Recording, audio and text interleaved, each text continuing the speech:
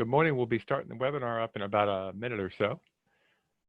For those of you who are signed in, if you're wondering, the barrel monster there, which you've seen before, it's actually from Austin, Texas. It was an art student. I don't know if it was at University of Texas or another school in the Austin area, took the barrels and made the barrel monster out of it. And the company that owned the barrels offered to not prosecute if they got the barrels moved to their home facility, and he never did it again.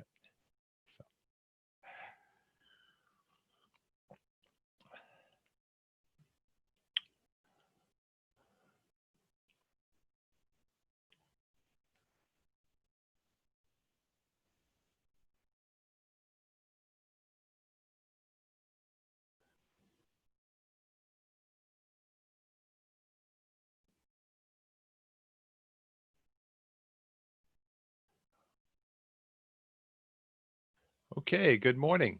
A nice, lovely, cool day. I've actually got my curtains closed to keep the heat out. My name's David Orr. I'm the director here at the Cornell Local Roads program, and welcome to our webinar we're doing on our Traffic Sign Handbook. I grabbed one from the office before I started all this soiree at home, so actually I've had one here. So we'll go ahead and get started here. Let me see if I can get my mouse moving. A couple of reminders for those who've been on, haven't been one of these before. The chat feature has been disabled, but you can raise your hand, and I'll actually ask you to raise your hand a few times to help out with some things. The Q&A pod is available, so please take advantage of it. Put your questions in there. For those of you who are watching us on Facebook Live, you can put your questions in there. We're monitoring that as well, and can answer your questions as we go along. This is worth professional development hours for engineers, so you can get one PDH here in New York State. Only the person who's registered gets it, as we've said in the past. It is considered a course, which is good. What will happen is after this webinar, we will be sending you a certificate of attendance if you appear at least stay for 3/4 of it. Send us your certificate, and if you've stayed 90% of it, you'll get a PDH back if you need one.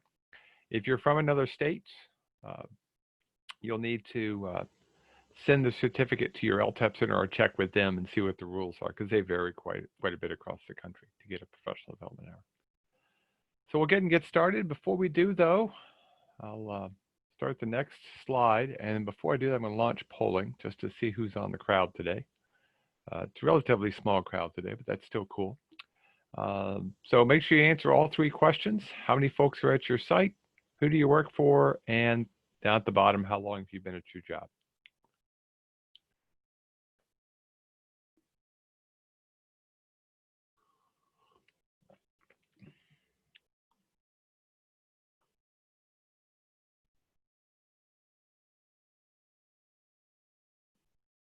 Okay, it looks like we're about the 3/4, and I'll stop it then. Okay, I'll end the polling and share the results. And so 2/3 of you are by yourself. There's a couple of you with 10 or more, hopefully practicing good social distancing and safety rules. Most of you with local government today. 1 person with a contractor and 2 honest people working for the weekend. My only problem there is I never can figure out which day is the weekend. How long have you been at your job? A couple of new, 1 new, and then a range of folks, with several being more than 10. Cool. That actually helps me quite a bit. Thanks. Okay, let's get that out of the way. And now let's talk. Now, we did a webinar back in April. It was labeled Signs Everywhere a Sign.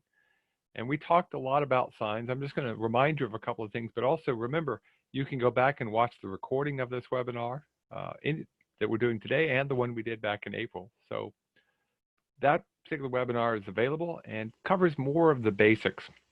We talked about what signs do and the fact that signs communicate regulations, warning, and information. And of course, good signs do that. As a reminder, poor signs might communicate that we can't move a stick, that we have slow children, I guess, or maybe even that, well, we don't really know where we're going. Okay. The webinar talked about the fact, and this is a reminder, signs should do all 5 of these things. They should fulfill a need. They should command attention.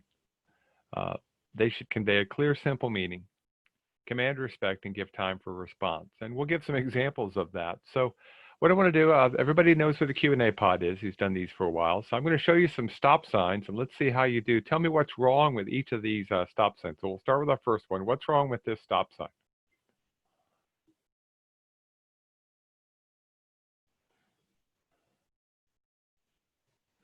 What's wrong with this stop sign? Yep, color and height. Yep, it's supposed to be white on red, or white on red. It's got the right shape, but it's a little low.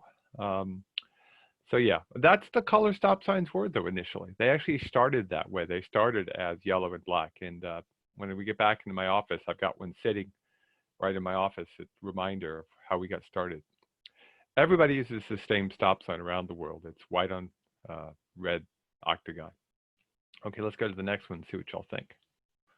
What's wrong with this stop sign? Okay.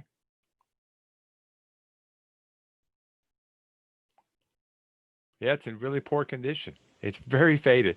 I had a former student who sent that to us.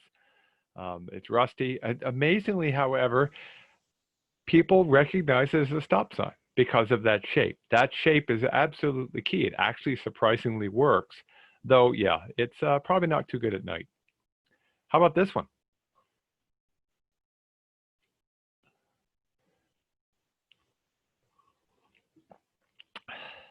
Yeah, you don't put 2 on the same pole. That's not really recommended for lots of reasons. If you need to be more emphasis, make the sign bigger. Put 2 on the opposite sides of the road.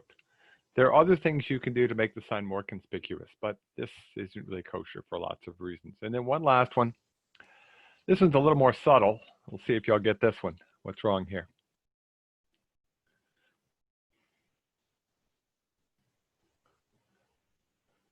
Yep, I figured it was more subtle. Yep, back-to-back posting, yeah.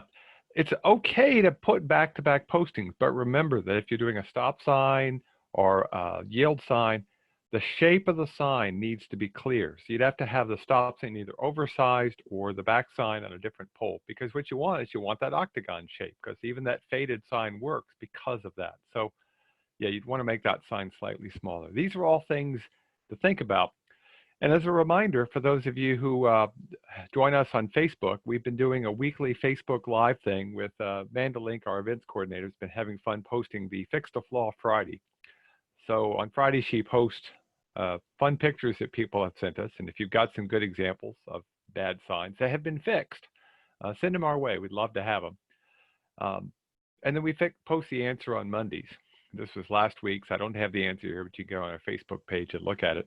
But just as a reminder, let's talk about a couple of more examples of things that we've got. So for instance, what's wrong with this particular sign?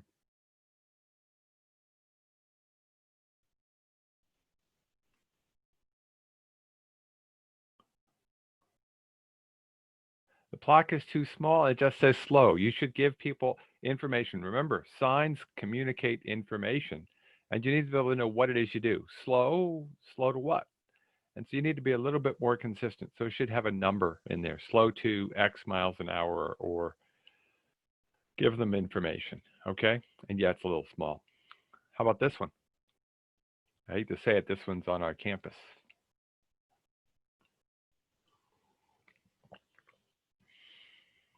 It's the wrong sign. It's not the MUTCD.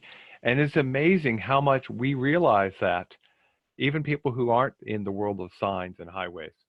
It's really important to have consistency to know what people should be using, okay?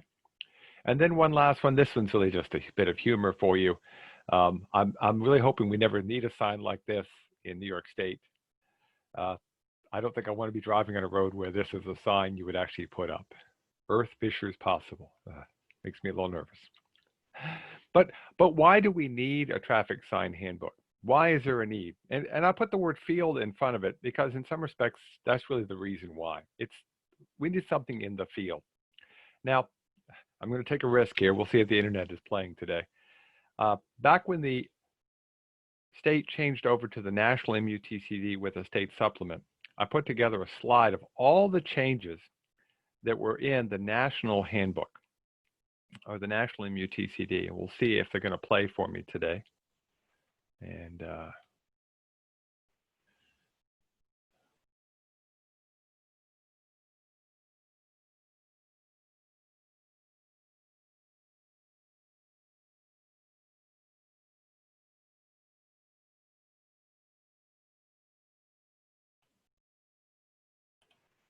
okay, let's see if they're going to play. It's not going to play for me today.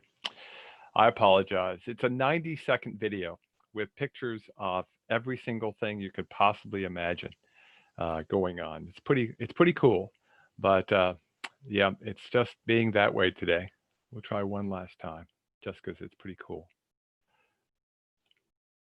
Yep, there we go. I got it to work. This is a single slide for every single change in the national MUTCD from about a dozen years ago. As you can see, there's quite a few changes. No, I promise there won't be a quiz. But it takes almost, 60 seconds to go through all of these changes on every single type of sign, traffic control device, pavement markings, intersections, traffic signals, you name it, there's something changed. And that makes sense. At a national level, we need to have this kind of level of detail. And things are changing all the time, and we're learning. But that's a lot of things to try to remember. So that was part of the reason why you really need to have something out in the field. And as you know, the New York State MUTCD is really a mixture of two items. It's the national MUTCD, okay? And yes, that's the old picture, just as a reminder. That's when we started with this system. And the New York State supplement to the MUTCD. And that you have to look at both of them. So what you're supposed to do is open up the national, look for your sign, then open up the supplement, see if there's a change. And that can be confusing, especially out in the field, and can take some time. One of the big differences, for instance, in the national and the New York State MUTCDs is advanced posting distances. So there's actually 3 signs in this picture because I was working with an agency to try to figure out the proper spacing using the new standards. And just as a reminder, under the old MUTCD, at 55 miles an hour, our state speed limit, the sign would have been 830 feet from the stop sign to the advance warning sign. That was actually a little bit too far away. The national MUTCD said, you really don't need that distance. The sign, once you see it, you can slow down. So they set up some calculations and showed pretty good evidence that 325 feet is really probably good enough. But the folks here in New York, when they were putting everything together, wisely said, going all the way from 830 all the way down to 325 feet in one fell swoop might be a bit much. So they compromised and they put back in some sight distance numbers. And so in New York State, it would be about 500 feet, 495 to be specific. So it's a nice compromise for a while. Now, how long we're going to stick with that? That's something that the state has to decide on, but we need to be consistent. Remember, it's the Manual of Uniform Traffic Control Devices. But that's something that's a major change. And how many signs do most local agencies put up? Okay, so what we did is we actually talked with some counties and towns, and I'll just give you an example of a suburban town, because that's a nice blend somewhere between a really rural area and a completely urban area. And we looked at their signs, and they had a total of 1,500 signs in the entire town, but only 99 different sign designations. So while there's this 500-page national MUTCD, they really only used about 100 different signs, okay? So that's where the Traffic Sign Handbook comes into play. Now, the Traffic Sign Handbook, for those who don't know its history, was actually first developed by the State Department of Transportation back in 1985, okay? And here's a picture of the cover of it. We've still got a couple in our library, okay? And for those of you who have been around a while, you still remember when you could get those through what we today call the CHIPS engineers or CHIPS reps. About the turn of the century, the state decided they weren't going to publish the Traffic Sign Handbook anymore, but we thought it was important enough. We picked it up and we started publishing it through the LTEP Center, through the Local Roads Program. And we've been doing that ever since, okay? Our last update was made in 2017, and it still meets both the state and the national MUTCD. So you open it up, you only have to look at one item. Now, realize that you still need to officially look at the MUTCD. This is just a guide. It's just a field device. The actual rules, you need to look carefully in the MUTCD. And I have to acknowledge some help when we were printing this the last time. We got some help to the Governor's Traffic Safety Committee to make sure that it gets printed, state DOT and Federal Highway Administration to help review it to make sure that it's as accurate as possible, because we certainly don't want to have a surprise result. And yes, this is a road here in New York State, though that sign needs to be changed out at some point. Now, what is the advantage of the Traffic Sign Handbook? Well, again, not only does it cover most of the signs, but we've put in some graphics to augment text. And this is what the DOT did, and we continue with that tradition. So instead of having text that talks about turn signs and curve signs, we use graphics.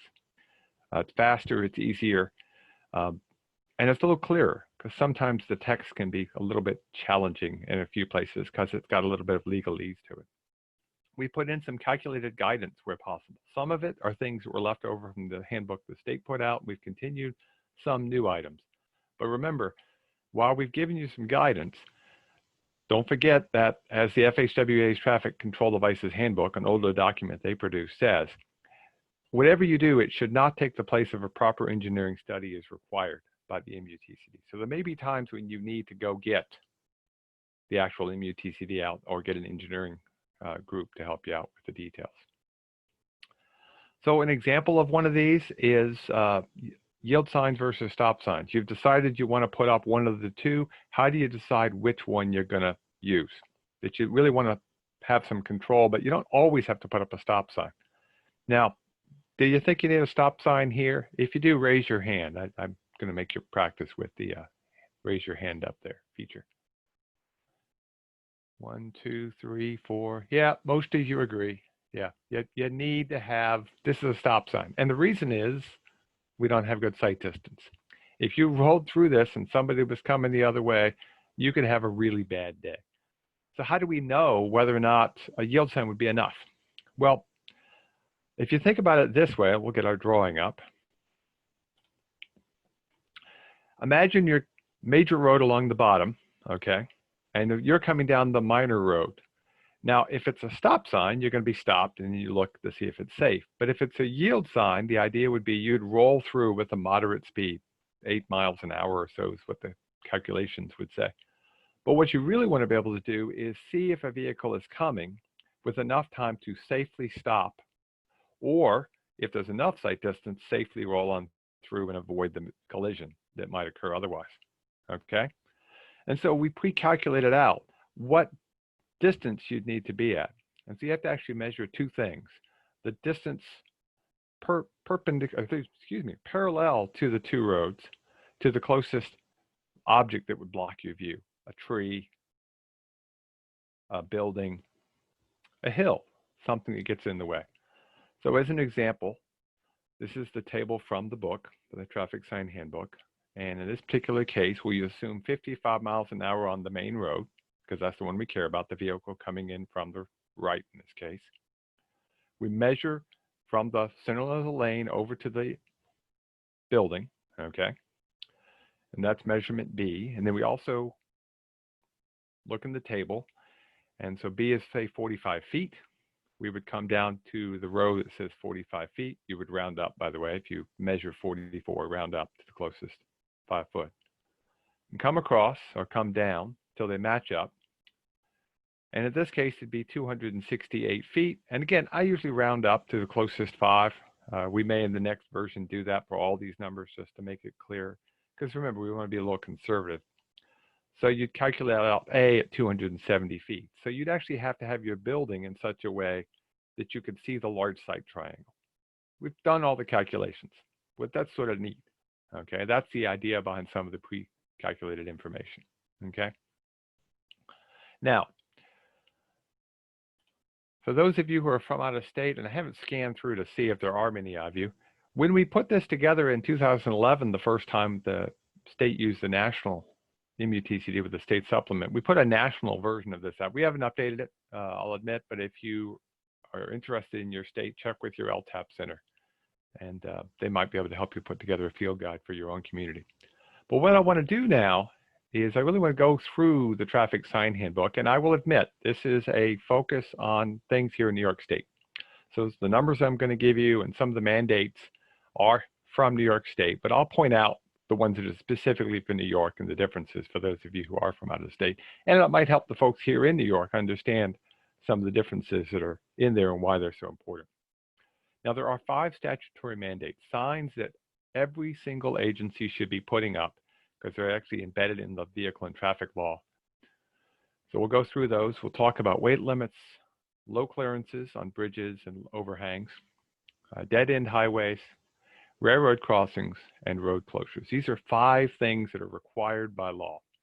Now, yes, you still need your stop signs, your yield signs, and your curve signs, but these are signs that are up. If you don't put them up, you could have problems. So let's go through each of them and talk about why they're in the law. The first one is weight limits. Now, we're not talking about weight limits to keep vehicles off a road because you don't want damage. And by the way, we have a webinar on that too. This is bridges and structures, okay? And the idea being you don't want a vehicle that's too heavy damaging the bridge. Obviously, that could be a problem. And this is a concrete traffic having a really bad day, okay?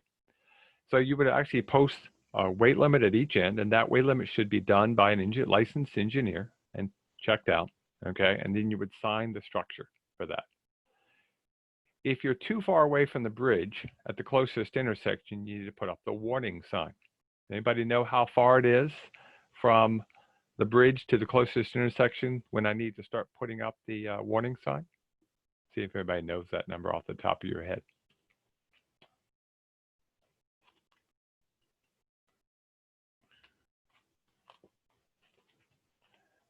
That's where the handbook comes into play. You open the handbook up and you could actually read, and it tells you it's 1,000 feet.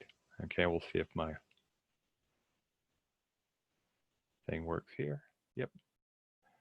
So if it's more than 1,000 feet from the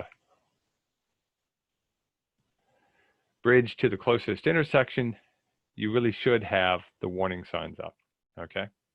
To warn somebody, hey, there is a bridge there. And to be honest with you, I think you should put what the closest intersection anyway, and you can always do that, okay? Low clearances. Why is that important? Well, if you're a truck, you really want to know what that low clearance is. That's pretty darn important. You don't want to take the risk of going underneath a low bridge. We've all seen internet videos showing vehicles getting stuck underneath the bridge. So if you're driving along in a truck and you see something that says 12 feet, 10-inch clearance, what does it actually mean? What is the minimum clearance if it actually says 12 foot, 10 inches? What's the actual clearing?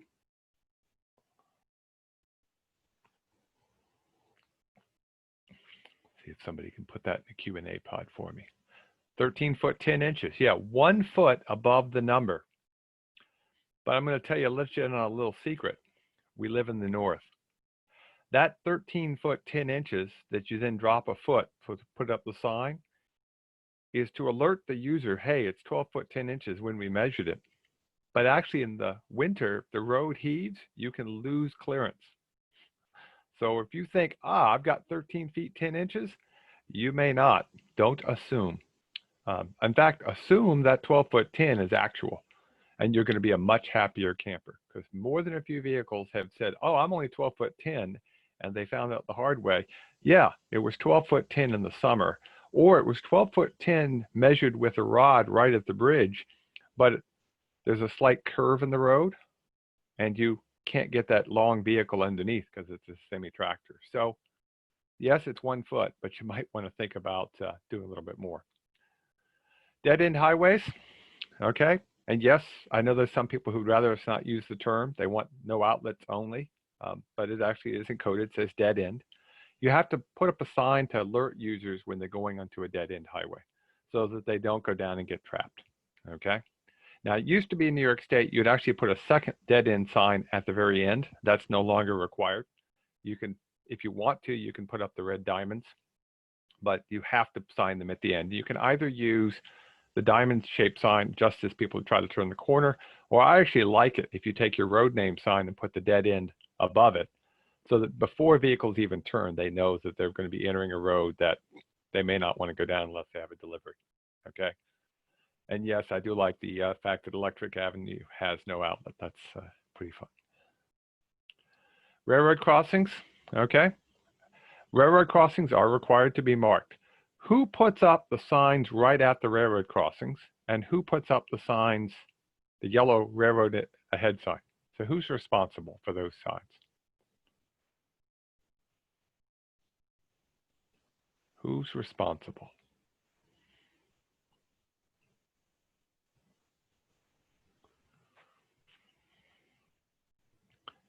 And again, you can look it up in the handbook. The actual sign at the railroad crossing, the owner of the railroad, okay? So the railroad crossbuck and the yield or stop sign that's required now in the MUTCD, that's put up by the railroad company, the MTA, whomever owns the railroad. The advanced signage is put up by the road owner, and any markings would be put up by the road owner, okay? And again, details are written down for you in the handbook. You don't have to remember all this, okay? I actually like the railroad crossing sign because it's the only one that's round in the whole MUTCD. Think about that. Okay, and by the way, has anybody ever seen this? What does that sign mean?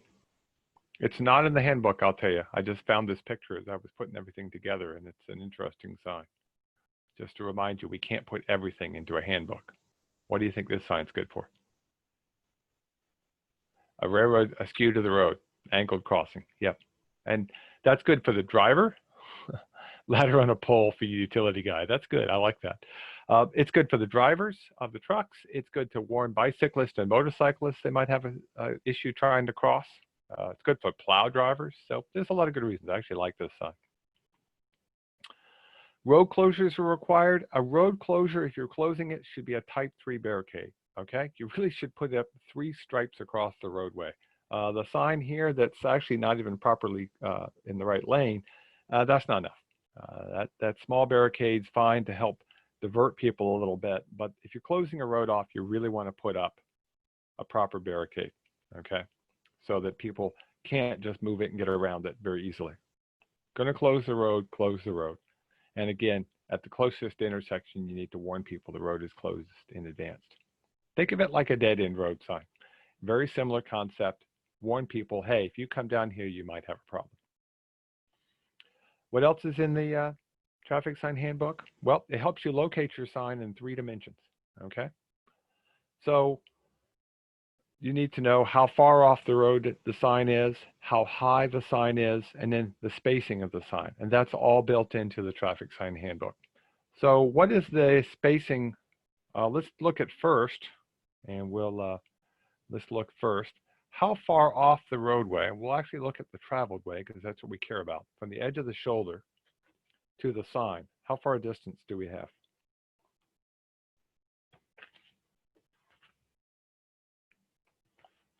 I'm going to look it up while you, 12 feet, yep. Okay, 12 feet. Yeah, that would be from the edge of the shoulder to the, actually it should be to the face of the sign. Okay, to the edge of the sign, okay, to the sign edge, yep.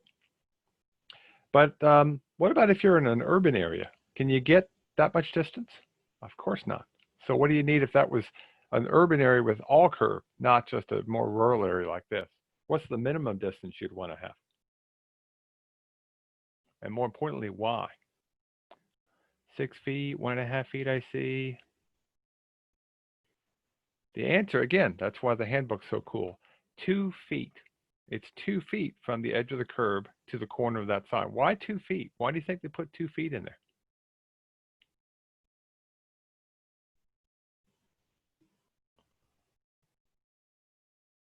Two feet. Truck mirrors, overhanging items, yeah. You want to have a couple of feet off, okay? Now, what's the height of the sign? What's the minimum height to the bottom of the actual stop ahead sign? 7 feet, okay? 5 feet I see, okay? And so again, the book will tell you, in a rural area, you need 5 feet. In an urban area, you need 7 feet. And the reason for that has to do with, in a urban area, you've got bicyclists, you've got parked cars, you've got lots of reasons you want to have that sign slightly higher. By the way, those are minimums. You can always go higher. And in some cases over a knoll, or if there's a lot of busyness, you might actually want to go slightly higher than that. But again, be careful about sags and dips. And of course, the plaque, usually a foot tall, so you can subtract a foot for all of those situations, so the bottom of the plaque. Before I move on though, by the way, what's wrong with that particular sign? What's wrong with that sign? It's outdated. Yep, it's not the graphic. Yeah, we should be using the graphic symbol, okay? And that's actually all of your signs should already be replaced. We've already passed the 10-year period in which you're able to use the text version of the stop ahead sign. You should be using only the symbol version. Okay, mainly because people have a better sense of what that is. Now I want to go over something called prevailing speed a little bit. Okay, you'll see that term throughout the handbook. You'll see it in the MUTCD. Okay, sometimes you'll hear the term 85th percentile. Okay, we're going to use them as equivalent in the Traffic Sign Handbook, though they're slightly different. But prevailing speed is not the speed limit. Okay, and yes, this is just a picture I found on the web. It's not a legal speed limit in any place that I know of. But there is a difference between the prevailing speed and the posted speed. Okay, you can use either. What I would advise you to do is be consistent, but you may want to think about looking at using the prevailing or 85th percentile speed, especially if there's large differences. And we'll go through an example or two of that. Now, how do they get the 85th percentile? Someone goes out with a counter and they actually count the speeds and they put them in little bins typically, because that's the way the computers work. And they're surprisingly not always nice even numbers. And so what they do is they plot them on a chart. They just do a cumulative count. Speed along the x-axis, percent along the y-axis, and they get this little jaggedy red line where they've counted everything up cumulatively until you get to 100% or 100 counts or whatever you want to do it. And then they usually draw a nice smooth curve through that, and they find the point at which the smooth curve hits the 85th percentile. And then they come down. In this case, it would be 34 miles an hour. We would round up and we would use 35. Okay. Now, we're on to 85th. There's a lot of reasons. One of them has to do with risk and safety that we talked about last time when we talked about pedestrian safety back in June. Some of it has to do with the way shapes in terms of how people speed. But 85th percentile is a number we use for a lot of reasons. And it actually makes some sense.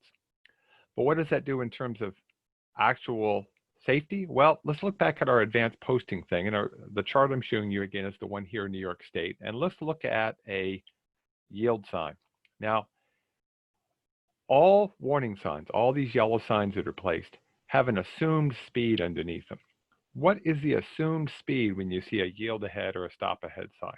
What's the assumed speed for posting that sign?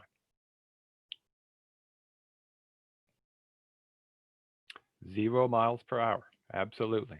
Okay. So you're going to be stopped. So in that case, you'd come over to the column that says stopped, and you would select the distance for advanced posting based upon the posted or 85th percentile speed.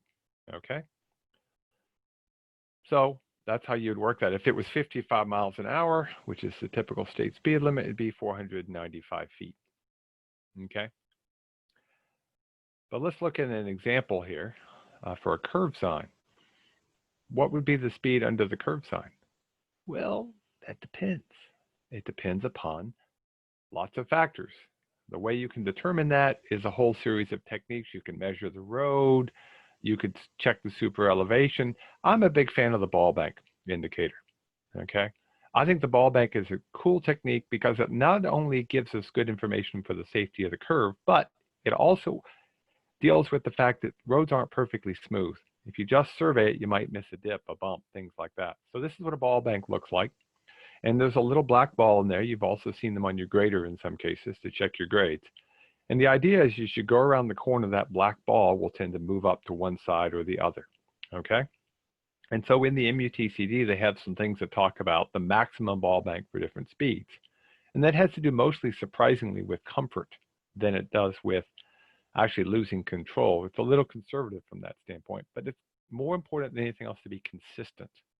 You really want to have the same consistency, because remember, it's a warning device. Since most of our speeds are more than 35 miles an hour, it's easy to remember 12%, and you can actually see on the ball bank itself, they've actually highlighted the 12% line and the 14% line. Most of the ones you buy have that already built into them. But we're going to use 12%. We'll look at an actual situation. Well, this is our example situation. So what you would do is you'd take your ball bank, you'd mount it in your vehicle, and it should be level when you're on the level ground, okay? And you drive down the road, usually at different increments, until you get a reading at the different increments that exceeds, in this case, 12%. Okay. Now there are devices out there that allow you to do this in one pass. Okay. But the concept is still the same. You're checking what's the allowable maximum reading that you get. Okay. So in this particular case, we've gone out, we've checked it out. The speed limit is 55 miles an hour. The prevailing speed is 60 miles an hour. Keep that in mind. We calculated that out, 85th percentile. What I want to know is, how far in advance of my curve do I place my sign? Well, the first thing is, what's my plaque going to be? Based upon those data, what's my plaque that I'm going to put underneath my sign? 45 miles an hour. Yeah, very good. Yeah. Okay. So I'm going to go back to my table, which is right in the handbook. I'm then going to come over here and I'm going to come down to 45. That's the deceleration advisory speed. So I'm going to come to 45. Now at 55 miles an hour, that would be 315 feet. But at 60 miles an hour, only 5 miles an hour difference is 390 feet. Big difference. So keep that in mind. If it's a small difference, maybe it's not huge, but you want to be consistent, because remember, you're trying to help the driver out. You're giving them a consistent warning message, okay? So my advice is, as an agency, try to be consistent. Decide you're going to use always posted or always 85th percentile. But there may be some exceptions where the difference is so great that you can't take that risk, that you've got to go with the prevailing higher speed, okay? Now, just as a reminder, curve sign placement. If you own collectors and arterials greater than 1,000 AADT, you are required to put up signs with the plaque if the speed is greater than 10 miles an hour, no matter what. That's now it's a shall. You have to have chevrons, another shall, if the speed is 15 miles an hour or more difference between the speed and the actual advisory panel.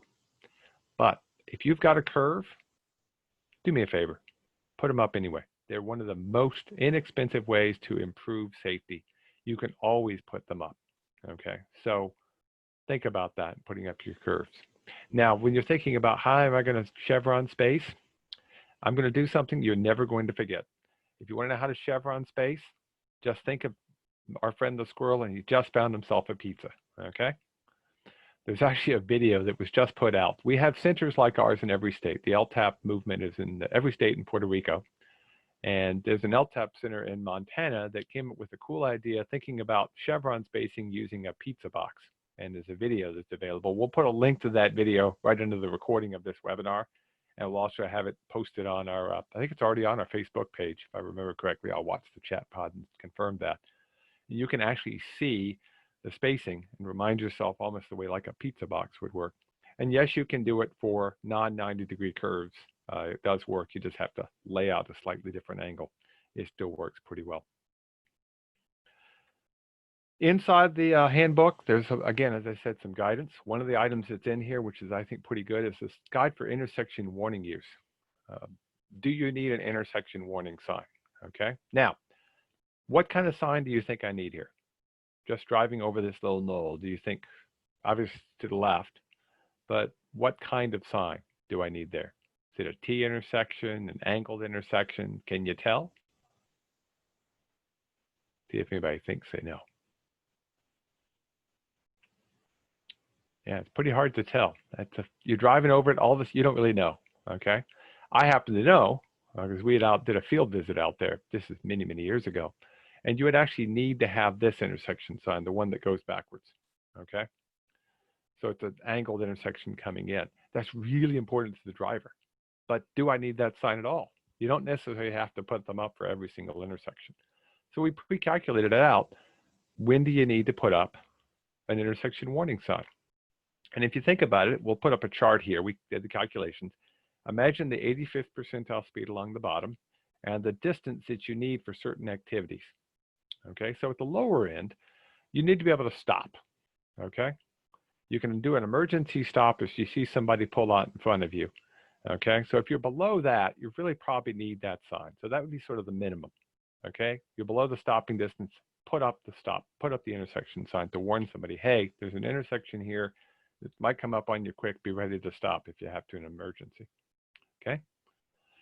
The other thing you might do, you might be thinking about passing somebody, and you don't want to start passing somebody too near to an intersection. But it turns out the good news there, that number is actually slightly larger than the stopping distance. Okay.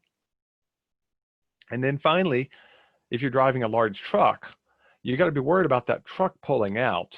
Okay. So even though a car could stop, once that truck gets out, it's got to have enough distance where the truck can get out and get up to speed, so we don't create a safety issue. So you could actually do the calculations for truck turning and sight distance available, okay? And then we rounded it up because we know that while this is sort of a nice minimum number, let's just make a nice consistent, a little bit above the truck turning number to be consistent. And by the way, this is what the state had done years ago, so we really just kept up what they've got. We like their rounding being safe, okay? So we put that into the handbook. And so you have this big table here. Essentially, if you're below the stopping number, you should put the sign up, okay? Anytime you see that, the intersection's blind enough, put up the sign. If it's above the white, going back, it's above that blue line, you can really see it, you don't really need it. You don't normally use it, but you can always put it up if other factors warrant it. You know, maybe you've had a lot of traffic issues or there's a lot of turning movements, you could put it up. And if you're in the yellow, that's something you can decide on your own. Be consistent, try to work your whole community that way. Okay, so let's look back at the same intersection. I'm going to stand at the bottom. And you can see you come over that knoll pretty sharply. Okay, so do I need an intersection sign? Well, the speed limit, okay, is only 35 miles an hour, the posted speed. But people are actually doing 50, okay? It's only changed to 35, not that far above the knoll, and people are still coming down the road pretty quick, okay? So the actual 85th percentile is closer to 50 miles an hour. So let's look at our table and look at our numbers. And so do you need an intersection sign there? Yes or no? Do I need an intersection sign there? Yes or no?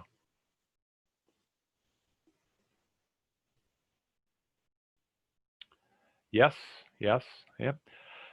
Here's what's interesting about this. So if I came in here, let's first look at 350 with the posted speed limit. So if at 350 feet with the posted speed limit would put me in this yellow area. I may use it, but I don't, you know, it's not a should situation in this particular case. But remember, people are going 50 miles an hour. So at 50 miles an hour, you're going to be in the red zone, okay? So yeah, you probably should. This is a case whereby I would always use prevailing speed to decide if I want the sign. Whether I post it at that distance or whether I post it at the posted speed limit distance, turns out you're probably going to be okay. But whether you need the sign or not, use prevailing speed. And that's why in the handbook it actually says prevailing speed. It doesn't say prevailing or posted, it just says prevailing speed, because that's the one that really matters. If you don't know it, you can get it several different ways. You can do a speed study. You can go out and watch, do some calculations. But don't assume the speed limit and the prevailing speed are exactly the same in this particular case. Another item that's in the handbook is object markers. So which one is the one on the right that you should put on the right side of my bridge? Is it the top or the bottom of my two object markers? Which one? We'll get a couple of people, see if we get the answers. Which one do I put on the right? Yep, so far everybody's gotten it right. Let's see. Okay. It's amazing how much we don't realize what people do. but it's in the handbook. It's a nice figure that actually shows you, okay? The downward arrow, you should go between the two downward arrows. If you've ever been whitewater rafting, think of it that way. You go to the V, okay? So you think about these two things coming together. So the one on the top would actually be the one on the right. The one on the left would be the one on the bottom in terms of those two posts. But again, there's a picture in the handbook to help you out, to remind you that. Because amazingly, if you put two of them up, you help people and you direct them into that space. It would look funny if it goes the other way, okay? There's a whole chapter on schools and children, okay? And you've probably all seen these fluorescent lime green signs. Are fluorescent lime green signs required on all 5 of these signs, or can some of those be a different color? Which ones could actually be a different color?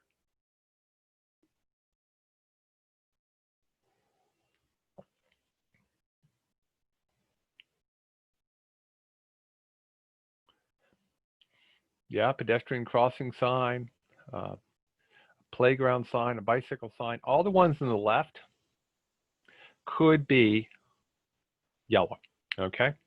If it's a school sign, it's required to be that lime green. You may use them on the others. What I actually like to do is think about it this way. Schools are always going to be that lime green color. And so when people see that color, they start thinking children. They start thinking younger people. So be consistent with it. If it's just bicycles and pedestrians and it's a mixed traffic and it's not really a lot of children, maybe those are the ones you put up as yellow. And maybe your playground sign, which technically could be yellow, maybe if it's school-based, you put those lime green. But again, consistency matters, or you purposely use those when you want to highlight things, okay? It's nice to think about that, and there's some good examples in the handbook to keep that in mind. Crossing signs, there's a whole section on crossing signs in the handbook. The thing I really like about this is it not only shows you the examples of different crossings and the spacings and all that, but it helps you remind yourself when and where you're going to put up the different types of crossing signs, okay? So for instance, the one on the left here is just a general thing. There might be horses with a rider going up and down the roadway, okay? Or to warn people in advance of a crossing itself, okay? The actual crossing, you would put the arrow to say, hey, here's where they're actually crossing. So the actual crossing would be the one on the right, and the one on the left would be the advance sign in that particular case. And you'd put that back, assuming somebody might have to stop, okay? So it's actually pretty good in that particular respect. So the one on the picture on the right with the pedestrian, we don't use the one with the 2 bars. Everybody remembers the 2 bars. We don't use that anymore. We use the same sign with the arrow underneath saying, hey, here's where people are crossing. There's a couple of reasons for that. One of them has to do with it's less signs. You only have to own one type of sign for pedestrians, and the crossing itself is an arrow, and the same with school crossings. But you could also have kids walking down the road. But also, it points out, hey, here's where the people are crossing. It tends to actually highlight that a little bit better, okay? There's a whole chapter on speed limits, okay? What is the minimum speed limit? If you went on our Facebook page, you should know that. What's the minimum speed limit? 25 miles an hour for linear speed limits. Area speed limits would be 30, with the exception of school zones, where you can drop them a little bit, okay? But they're limited to a very short distance around the school, and there have to be some requirements in terms of kids walking, crosswalks, things like that, okay? Now, we used to put up an advanced speed limit sign that was white and black. We don't do that anymore. This is the sign we use now.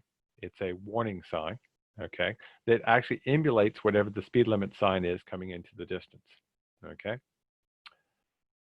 Now, if it's 50 miles an hour, whether you put one up or not, and the speed limit was 55, I'm not that worried about it. It's a pretty small change. But if this change is more than 15 miles an hour, that's a should situation. You really should warn somebody, hey, the speed limit's dropping by, in this case, if it was 55 to 25, 30 miles an hour. You want to take that into account, and you could go back to the table for advanced distance and come back to assuming a 30 mile an hour reduction in speed, okay? There's a whole thing on pavement markings.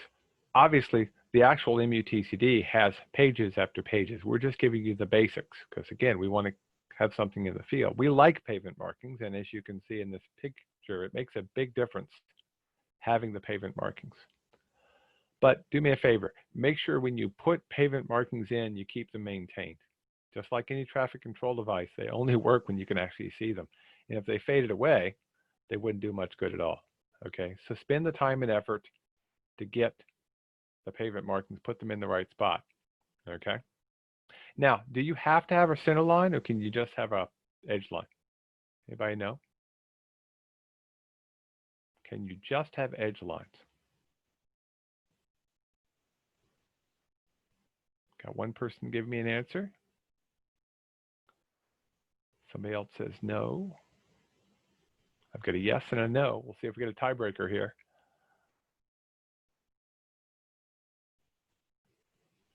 There are requirements for volume. There are requirements for volume. And the handbook actually talks about that. You can actually put down just edge lines. Okay. Now we're talking low volume roads, maybe a sharp corner, maybe a situation where you've got a narrow road where you can't put a center line. There's actually minimum width. You don't want to put a center line down if the road is too narrow. Okay. But it comes back to there's some minimums that are in the handbook or in the main MUTCD, but there also are some requirements for thinking about public safety. A good way to think about pavement markings in my mind is think about driving it yourself. And if you can get a photograph, draw a line in or something and think about it. I like pavement markings, but you got to keep them maintained. There's a small section on guide information signs. It doesn't have all the possible ones you could have. There are literally hundreds of guide and information signs. There's whole chapters in MUTCD about that. So we want to focus on the ones that are the most commonly used by local agencies. We're not going to be putting up information on signs for secret nuclear bunkers. Sorry, that's just not going to happen. But it does talk about things like street signs, okay? So you've got 4 choices for colors. It tells you what those 4 choices are for street signs, okay? It talks about the mixed case lettering issues, things like that. Now, the MUTCD itself is a little confusing with mixed case lettering because it talks about these weird dimensions. I always think of it this way. Just think of it as a font. If you're doing a different sized font, you don't talk about 12-point font for the capital letters and an 8-point font for the lowercase letters. You would just use 12-point font. So think of it the same way. So you would use a 6-inch font for most roadways, and you'd use a 4-inch font for others. You can't hear me. I wonder if my sound somehow went out. Some people can, so maybe we'll blame our friend internet. So this is the font. So you think of it this way. Actually, I'm going to come down here to the bottom one because it's easier to see. So that would be your font size, 6-inch or 4-inch. Okay. When can you use the smaller 4-inch font? What speed are you allowed to use the smaller 4-inch font on your street name signs?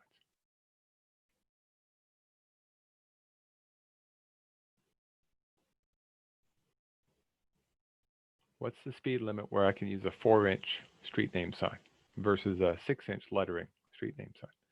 30 miles an hour, yeah. Now, for those of you who are from out of New York State, it's 25 miles an hour in most other states. But most of the villages and cities in New York State use 30 miles an hour as our typical speed limit. So we allow 30 miles an hour here in New York. But just realize, the key is you want the signs big enough. And why do we go to mixed case lettering? Well, I'm going to give you a couple of examples. Okay, get ready to put an answer in the pod for me. Okay. So I'm going to ask you a question. You're going to read it on the screen. It's only going to show for a second. I'm going to warn you now. Give me your answers. Here we go. So see if somebody caught that. I'll give you 5 seconds and I'll go back and do it again. Somebody said yes. Let's try this again. Ready? Here we go.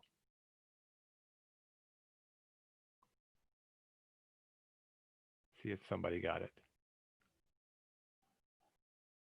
It's all caps. Lansing. Somebody got Lansing. Very good. Yes. It's the capital of Michigan. Very good. Let's try another one. Okay. See if you can answer the question.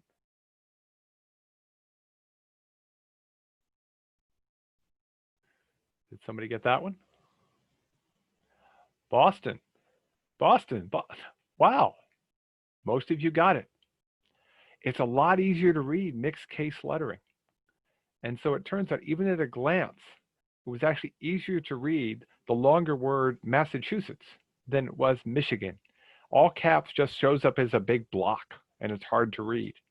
So that's why we switched to mixed case for street name signs and the names of hamlets and things like that. We left all caps for stop signs because, truth be told, you're not seeing the word stop, you're seeing a big red octagon. But for things where the words change, we use mixed case lettering. By the way, it has a distinct advantage. The letters are actually shorter in length. You can get away with a shorter sign. Okay, so that's why we switched to mixed case lettering, for those who are wondering. Now, the last thing in the handbook, and to me, I still use this to this day, one of my favorite parts is the appendix. We put in all kinds of, all the signs are in there with their graphics, and you can find them. And so you don't have to go searching. You can just open up the appendix, and it not only tells you where it is in the handbook, it also tells you where it is in the MUTCD. So if you want to go online or you have a paper copy of the MUTCD, you can find it that way as well, and the standard size. Okay. Now with that, we're at 9:55. I want to make sure we got done on time. That's a quick review of what we think is one of the more valuable things. If you are interested in getting a copy of the handbook, it is available. We'll actually post a link to this along with the recording of the video. And I assume I'm gonna ask my myrmidons who are behind the scenes here, when they send out a certificate, they can send a link to get the Traffic Sign Handbook. I'm gonna assume a yes is gonna pop up over there. But we can also mail you copies. We are starting the ability to be able to start mailing copies. So do me a favor, if you're interested, when you get your certificate and getting a paper copy, I get your own physical copy of the handbook, pop me a note and let me know. Because again, we can start mailing things soon. We know that's a valuable tool for folks. And again, a field handbook that's paper is going to be more valuable than one sitting on the internet if you're in a place without Wi-Fi. But you can download it at that website. Now, we do have our bumper banters coming up on Mondays. The webinars for the rest of the month have been scheduled. Next week's is full depth reclamation. We're moving it to 10 because of one of the speakers is not available at 9. The following week, we're going to cover that full depth reclamation over with paving. And then we're going to have a panel on shared services towards the end of the month. With that, are there any questions? If not, got a couple of minutes. I'll hang around for questions. Otherwise, thanks very much. Everybody have yourself a great day. And stay cool out there. We have a new tech tip on heat that is being put out, and there's some links on our Facebook page too, because again, I want everybody to stay safe in this lovely weather. Okay? And I don't think we're going to deliver the handbook to you. So questions. I've got a couple of questions here if you want to hang around for them. Is the on-the-go handicap symbol approved? I'll give you a hint. If you go to our webpage and you type in handicap, it'll come right up as a quick answer, but the moving wheelchair is not. The sign should still be the standard person sitting in the wheelchair, the static one. Remember, it's just a symbol. And the reason it's still that way is the people who make those decisions, the International Access Board, has decided they want to keep it the way it is because, again, it's just a symbol. And while you'll see that on-the-go handicap in our stickers we hang in our vehicles, the actual sign you put up on the roadway should stay the old one. If the access board changes it, we can change it. But we're trying to go with consistency. Remember, it's the Manual of Uniform Traffic Control Devices. Okay? Any other questions? If not, Adam, thanks for all the background help, and Amanda as well. And everybody have yourself a great day. Stay cool. Bye-bye.